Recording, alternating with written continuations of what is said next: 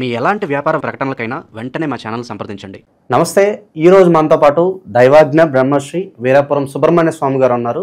August మాసంలో ఓవరాల్గా మకర రాశి వారి పరిస్థితి ఏ విధంగా ఉండబోతుందో గురుగారిని అడిగి తెలుసుకుందాం. నమస్కారం గురుగారు. శుభాశీస్సులండి. గురుగారు, ఆగస్టు మాసం అందులోని విశేషంగా శ్రావణ మాసం, సో మరి మకర రాశి వారి పరిస్థితి ఏ విధంగా ఉండబోతుంది, ఎలాంటి పరిస్థితులు ఎదురయ్యే అవకాశాలు కనిపిస్తున్నాయి అంటారు? మంచి విషయమే. ఈ మకర రాశి వాళ్ళకి శ్రావణ మాసంలో అద్భుతమైనటువంటి శుభ ఫలితాలు. ఈ రాశి వాళ్ళు వీళ్ళకు ఎవరికైనా కూడా ఒక టైం అంటూ వస్తుందంటారుగా, ఆ టైమే నా టైం వస్తుంది నేను చూపిస్తాను అంటారుగా, అదే ఇప్పుడు వీళ్ళకు రాబోయే టైము శ్రావణ మాసం. ఈ శ్రావణ మాసంలో వీళ్ళు ఏది చేసినా కూడా 3 పువ్వులు 6 కాయలు. జీవితం స్థిరపడుతుంది, జీవితం బాగుపడుతుంది. అలాగే అన్ని విధాల అన్ని రంగాలలో కూడా వీళ్ళు తిరుగు లేకుండా అభివృద్ధి చెందుతారు. ఏ పనైనా కూడా కళ్ళు మూసుకొని ప్రారంభం చేయొచ్చు. చిన్న వ్యాపారం, పెద్ద వ్యాపారం, అలాగే ట్రావెల్స్ బిజినెస్ కూడా చేసుకోవచ్చు. శ్రావణ మాసంలో ట్రావెల్స్ బిజినెస్ బాగుపడతారు. మామూలుగా సామాన్యంగా చెప్పను ట్రావెల్స్ బిజినెస్ అనేది, ఎందుకంటే అది కత్తి మీద సాము లాంటిది. అంటే ప్రాణాలతో చెలగాటం అంట. ఇది ప్రాణాలతో చెలగాటం. వాహనాలు అనేది ఎప్పుడు ఏం జరుగుతుందో తెలియదని, అటువంటి వాహనం అనేది ఒక డేంజర్. కానీ మకర రాశి వాళ్ళకి ఈ శ్రావణ మాసంలో అటువంటి బిజినెస్ స్టార్ట్ చేసినా కూడా బాగుపడతారు, కలిసి వస్తుంది. అలాగే ఇదే కాకుండా ఎటువంటి వ్యాపారాలైనా ప్రారంభం చేసుకోవచ్చు. మనిషి బాగుపడాలి అంటే వ్యాపారం ద్వారానే బాగుపడగలడు. ఉద్యోగం ద్వారా బాగుపడతాడంటే నమ్మకం లేదు. ఎట్లా అంటే అది నెల నెల శాలరీకి కట్టుబడి ఒక్కొక్కరు వాళ్ళ టాలెంట్ని బట్టి 50,000, 30,000, ₹1,00,000 శాలరీకే వాళ్ళు పని చేయాలి. ఎంత చేసినా జీవితాంతం అంతే ఉంటుంది. ఏముంటుంది? లేదంటే కొంచెం ఏదైనా పెరిగే అవకాశం ఉంటుంది, అంతవరకే. కానీ వాడు నెలంతా కష్టపడినా వచ్చేది ₹1,00,000. కానీ వ్యాపారంలో ఒక్కరోజే 10 లక్షలు కూడా రావచ్చు. ఒక్కరోజే వాడు నెలంతా కూర్చొని చేస్తే వచ్చిన ఇది వీడికి 1 గంటలో వస్తుంది అన్నట్టుగా వ్యాపారం. అంటే అందరికి కాదు, వాళ్ళ ఏ వ్యాపారాన్ని బట్టి ఆ వ్యాపారం యొక్క స్థాయి, బిజినెస్ అంతే. అలా మొత్తం మీద ఓవరాల్గా వ్యాపారంలో ఏంట్రా అంటే ఊహించినటువంటి లాభం కలిగే అవకాశం ఉంటుంది. ఒక నెలలోనే ₹1,00,00,000 సంపాదించే, నువ్వు నెలంతా చేస్తే కూడా ₹1,00,000 సంపాదించగలవు. ఇది ఉద్యోగంలో. అదే వ్యాపారంలో మినిమం ₹1,00,00,000 సంపాదించవచ్చు. అటువంటి వ్యాపారాలు, అదే కోట్లు సంపాదించే వ్యాపారాలు. కానీ ఎవరెవరు స్థాయిని బట్టి వ్యాపారం అనేది ఈ మాసంలో అధికమైనటువంటి లాభసాటిగా సాగే వ్యాపారాలే అధికం. సో రిస్క్ తీసుకుని పెట్టినా కూడా పర్వాలేదు అంటారు? ఏం భయపడాల్సిన అవసరం లేదు. 100% కళ్ళు మూసుకొని ప్రారంభం చేయొచ్చు. వాళ్ళ దగ్గర లేకపోయినా అప్పు పెట్టి అయినా చేయొచ్చు. బాగుపడడానికి తప్పులేదుగా. మంచి రోజులు కదా. అదే దీపం ఉండగానే ఇల్లు చక్కదిద్దుకోము. మంచి రోజుల్లోనే మన జీవితాన్ని ప్రారంభం చేసుకోవాలి, బాగుపడతారు కూడా. దాంతోపాటు మనం ఇంకా చెప్పుకుంటాం కదా, మంచి టైము, శుభ సమయము, శుభవారము, శుభ నక్షత్రాలు, అవి చూసుకొని మనం చేయాలి. అట్లనేసి మాసం చెప్పారు కదా అని ఎప్పుడు పడితే అప్పుడు చేయకూడదు. మాసం అంతా అయితే బాగుంది, కాకపోతే దాంతోపాటు మనం చేసే పని జీవితాంతం బాగుపడాలి అంటే ఆ ముహూర్తము, తిథి, వారము, నక్షత్రము చూసుకొని చేస్తే ఇంకా తిరుగులేదు. వాని వ్యాపారము వాడు ఒక్కడు కాదు, వాడు పెట్టిన వ్యాపారం వల్ల 100 మందిని పోషిస్తుంటాడు. అంటే 100 మందికి శాలరీలు ఇస్తూ ఉంటాడు. వాడి వల్ల ఒక 100 కుటుంబాలు బ్రతుకుతాయి, 100 కుటుంబాలు బాగుపడతాయి. అంతే కదా. వాడు పెట్టిన వ్యాపారంలో 10 మంది పనిచేస్తారు. ఆ 10 మంది కుటుంబాలే కదా, 10 కుటుంబాలు బతుకుతాయి. అది అన్నమాట. అటువంటి వ్యాపారం సాగుతుంది. ఈ మాసంలో ఈ మకర రాశి వాళ్ళు చేసింది వాడికే కాకుండా 10 మందికి జీవనాధారాన్ని చూపిస్తాడు. అట్లా ఉంటుంది. ఈ మాసంలో ఎటువంటి వ్యాపారమైనా కూడా చేసుకోవచ్చు. చిన్న వ్యాపారమా పెద్ద వ్యాపారం అనే సందేహమే లేదు. అవసరమైతే పెద్ద వ్యాపారమే చేసుకోవచ్చు. ఇదే కాకుండా ఉద్యోగం గురించి ప్రయత్నం చేసేవాళ్ళు 100% పిలిచి పిల్లనిచ్చినట్టుగా వాడికి ఉద్యోగం ఇచ్చే అవకాశం ఉంది. కానీ వీళ్ళు ప్రయత్నం చేయాలి. చేస్తే తప్పకుండా మంచి ఉద్యోగమే వస్తుంది. అలాగే ఉద్యోగం చేస్తున్నటువంటి వాళ్ళకి ప్రమోషన్ కూడా వస్తుంది. విదేశీ అనుయోగం కూడా జరుగుతుంది. ఆల్రెడీ ఉద్యోగం చేస్తున్నటువంటి వాళ్ళకి ఉద్యోగం ద్వారా విదేశాలకు వెళ్ళే అవకాశము వస్తుంది. అంటే వీళ్ళకు పోవాలని లేకపోయినా వృత్తి ధర్మం కింద వెళ్ళాల్సి వస్తుంది. అది కూడా మంచిది. లేదు వీళ్ళే అక్కడ ఉద్యోగం వెతుక్కోవాలి వెళ్ళి అనుకుంటే కూడా వెళ్ళొచ్చు. సొంతంగా వెళితే కూడా అక్కడ వీళ్ళకు ఉద్యోగం అవకాశాలు వస్తాయి. అంటే టయాలు బాగలేవని మనము అనుమానపడాల్సిన అవసరంలా. ఎవరి టైం వాళ్ళదే, ఎవరి టైమో వాళ్ళదే, అంతే. అక్కడ ప్రపంచమంతా అన్నట్టుగా ఏట్లో అన్నీ మొత్తం కొట్టుకుపోతున్నాయంటే చీమకి ఆకు దొరికితే చాలు దాని నుంచి ఒడ్డుకు కొట్టుకొని వస్తుంది. దాన్ని అదృష్టం. ఏమిటి అదృష్టం. ఎవరో కష్టపడుతున్నారంటే నీకు ఆకే పెద్ద అభివృద్ధి. అలా వీళ్ళు ఏ ప్రయత్నమైనా కూడా చేసుకోవచ్చు. వివాహ ప్రయత్నాలు కూడా ప్రారంభం చేయాలనుకున్న వాళ్ళు ప్రారంభం చేయొచ్చు. అంటే కొత్తగా పెళ్లి ప్రయత్నాలు చేయాలనుకునే వాళ్ళు ఈ మాసంలో పెళ్లి ప్రయత్నాలు చేస్తే మంచి సంబంధం కుదురుతుంది. తొందరగానే వివాహం అవుతుంది. బాగుపడతారు కూడాను. వాళ్ళ జన్మాంతరం కూడా చక్కగా కాపురం సాగుతుంది. లేదా ఎప్పటి నుంచో ప్రయత్నం చేసి విసిగిపోయి అలసిపోయినటువంటి వాళ్ళకి శుభవార్త. ఎండాకాలంలో వనబడితే ఎలా ఉంటుందో అట్లాగా వీళ్ళకి తీయటి శుభవార్తలు, కబుర్లు వస్తాయి. సంబంధాలు కుదురుతాయి. వివాహం అయిపోతుంది. సంతాన శుభవార్తలు. అలాగే ఏ పని ప్రారంభం చేసినా ఆటంకం లేకుండా పూర్తి చేయగలుగుతారు. నూతన పరిచయాలు కలిసి వస్తాయి. 10 మంది సహాయ సహకారాలు అందుతాయి. ఈ రాశి వాళ్ళకి అన్ని విధాలకు కూడాను చక్కగా అభివృద్ధి మాత్రం తప్పదు. ఏ పని చేసినా కూడా కలిసి వచ్చే అంశాలే అధికంగా ఉన్నాయి. ఇంట్లో కుటుంబం అంతా కూడా సంతోష వాతావరణం.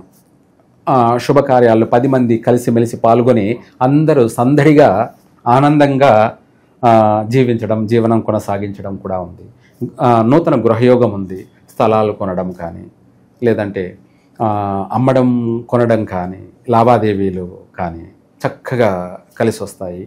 బంగారం కొనడం, ఇంట్లో అవసరమైనటువంటి వస్తువులు, నగలు కొనడం, వాహనాలు కొనడం, అనేకమైనటువంటి అంశాలలో 100% అనుకున్న వెంటనే జరుగుతాయి.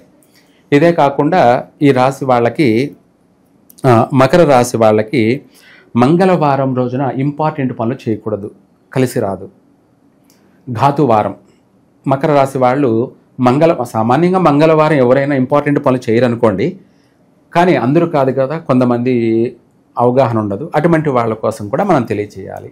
మంగళవారం అనేది మకర రాశి వాళ్ళకి ఘాతువారం కాబట్టి ప్రయాణాలు కొనసాగించడం కానీ, మంగళవారం రోజు ఎవరికైనా డబ్బు ఏదైనా కానీ, వస్తువు కానీ, ఏ రూపంలోనైనా ఎవరికైనా ఇవ్వడం కానీ మళ్ళీ అది తిరిగి రాదు. ఇచ్చింది మర్చిపోవాల్సిందే. మళ్ళీ ఏమని అడిగితే వాళ్ళతోనే మళ్ళీ గొడవలు. ఇచ్చి కూడా వాళ్ళతో గొడవ పడాల్సిన పరిస్థితి. ఇటువంటి సమస్యలు ఎదురయ్యే అవకాశం ఉంది. అందుకనేసి ఇంపార్టెంట్ పనులు ఏవైనా సరే మంగళవారం రోజున ఇవ్వకూడదు. తర్వాత ఇదే కాకుండా మకర రాశి వాళ్ళు రోహిణి నక్షత్ర జాతకులతోటి కూడా ఎటువంటి పార్ట్నర్షిప్ పనికిరాదు. జీవిత భాగస్వామి కావచ్చు, లేదంటే ఏదైనా వ్యాపార పరంగా పార్ట్నర్షిప్ కలుపుకొని చేయడం కానీ పనికిరాదు. అలాగే శాశ్వతమైన స్నేహం కూడా వీళ్ళతో పనికిరాదు. రోహిణి నక్షత్ర జాతకులతోటి ఎటువంటి సత్సంబంధాలు పనికిరావు. అలాగే తాత్కాలికం అంటే పర్వాలేదు. తర్వాత ఈ మకర రాశి వాళ్ళు కుంభలగ్నంలో కూడా ఇంపార్టెంట్ పనులు చేయకూడదు. ఇది బ్యాడ్ టైం. కుంభలగ్నము అనేది మకర రాశి వాళ్ళకి అత్యంత బ్యాడ్ టైం. ఆ సమయంలో ఏది చేసినా జీవితాంతం దానివల్ల నష్టాలు పాలు కావడమే తప్ప లాభం అయితే ఉండదు. ఆ చేసిన దానివల్ల శాశ్వతంగా సమస్యలు ఎదుర్కొంటూనే ఉండాలి. వీళ్ళు వదిలిపెట్టినా అది వదిలిపెట్టదు, వీళ్ళు వదిలిపెట్టినా అది వదిలిపెట్టదు. అందుకనేసి కొన్ని టయాలు అంటారు. అదే టైం బాబు టైం. కొన్ని టయాలు మనిషిని జీవితాంతం ఇబ్బంది పాలు చేస్తూ ఉంటాయి. అటువంటివే ఇవి. ఈ మకర రాశి వాళ్ళు కుంభలగ్నంలో ఎటువంటి కార్యక్రమాలు చేయకూడదు, అవాయిడ్ చేయాలి.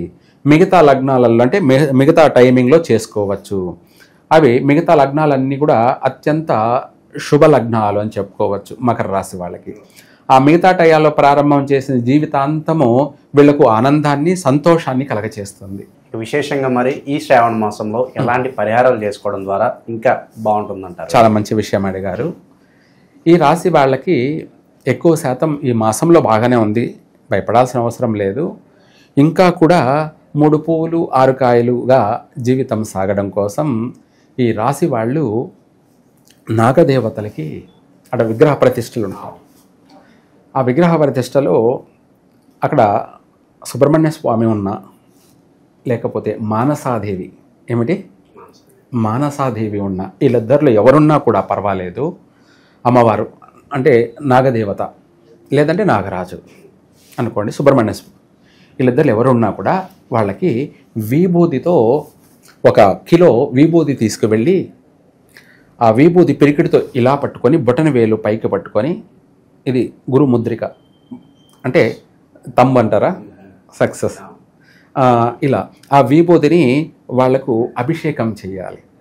ఆ విభూతి కూడా అభిషేకం చేస్తూ ఓం భూతిర్భూతీకరి పవిత్ర జనని వాపోఘ విధ్వంసని సర్వ ఉపద్రవ నాశిని, అంటే మనకు రాబోయే కష్టాలు నష్టాలన్నింటినీ కూడా నాశనం చేయమని, అంటే మనకు ఎటువంటి కష్టాలు రాకుండా నాశనం చేయమని, సర్వ ఉపద్రవాలు రాబోయేటువంటి ఎటువంటి ఉపద్రవాలనైనా సరే రాకుండానే నాశనం చేయమని, సర్వ ఉపద్రవ నాశిని సర్వార్థ సంపత్కరి. సర్వార్థ అంటే నువ్వు మాట్లాడుతున్న ఆదాయమే, నువ్వు నడుస్తున్న ఆదాయమే, నువ్వు గమ్మన మౌనంగా కూర్చున్నా ఆదాయమే, నువ్వు పనుకున్న ఆదాయమే, నువ్వు లేచిన ఆదాయమే, నువ్వు నడుస్తున్న ఆదాయమే, నువ్వు నిద్రపోతున్న ఆదాయం అన్నట్టుగా సర్వ విధాల సకల విధాల కూడా సర్వార్థ సంపత్కరి, సర్వార్థ సంపత్కరి, అన్ని విధాల కూడా నాకు సంపదని ప్రసాదించమని. సర్వార్థ సంపత్కరి భూత ప్రేత పిచాచ రాక్షస గణారిష్టాది సంహారిణి. అదే అంటుంటారు కదా, గాలి పట్టింది, లేదంటే దయ్యం పట్టిందని, లేదంటే వశీకరణం జరిగిందని, లేదా ప్రయోగం జరిగిందని, లేదంటే ఈ ఏవి బాణామతి అంటారు, లేకపోతే ఏవో చేశారని, ఏవి ఎన్ని ఉన్నా కూడా 10,000 సమస్యలే కాదు 1,00,000 సమస్యలు ఉన్నా కూడా సర్వార్థ వాటన్నిటి కూడా భూత ప్రేత పిచాచ రాక్షస గణారిష్టాది సంహారిణి అంటే ఎటువంటి వాటినైనా కూడా ఖండించి వేసేస్తుంది. దృష్టి దోషం కానీ, నరదృష్టి కానీ, సర్పదృష్టే కానీ లేని, అంటే ఒక సర్పం మనల్ని పసిగట్టిన, అది కోపం పట్టిన, ఇంకొక సర్పం దాన్ని ఖండించేస్తుంది. అర్థమైంది కదా? ఇది చెప్పుకోలేనాటివి, చెప్పలేనాటివి. అలా ఈ అన్నిటిని కూడా నాశనం చేసేది. ఇలా చెప్తే అలా ఒక మాటలో కాదు, ఇంకా ఎంతో ఉంటుంది. ఇదంతా కూడా తెలుసుకోవడం చాలా సమయం పడుతుంది, అవసరం లేదు. భస్మంతో అభిషేకం చేసి ఆ విభూతిని మళ్ళీ అంతా కూడా తెచ్చుకొని మనం ఇంట్లో పెట్టుకొని ఒక రాగి చెమ్ము కానీ, రాగి గ్లాస్ కానీ, ఇత్తడి కానీ, వెండిది కానీ ఏదైనా సరే తీసుకొని దాంట్లో నీళ్లు తీసుకొని ఈ విభూతిని కాస్త అందులో వేసి మొత్తం కలబెట్టి పువ్వుతో కానీ, మామిడి ఆకులతో కానీ, లేదంటే తమలపాకులతో కానీ ఇల్లంతా చల్లుకున్నట్టు అయితే ఎటువంటి క్రిమి కీటకాలైనా కూడా నాశనం. అలాగే ఆ ఇంట్లో ఎటువంటి నెగిటివ్, ఎటువంటి దోషాలున్నా కూడా పటాపంచల్, ప్రక్షాళన. మనం స్నానం చేస్తే శరీరం శుభ్రంగా అందంగా ఉన్నట్టు మన ఇల్లు కూడా అంత అందంగా శుభ్రం అయిపోతుందన్నమాట.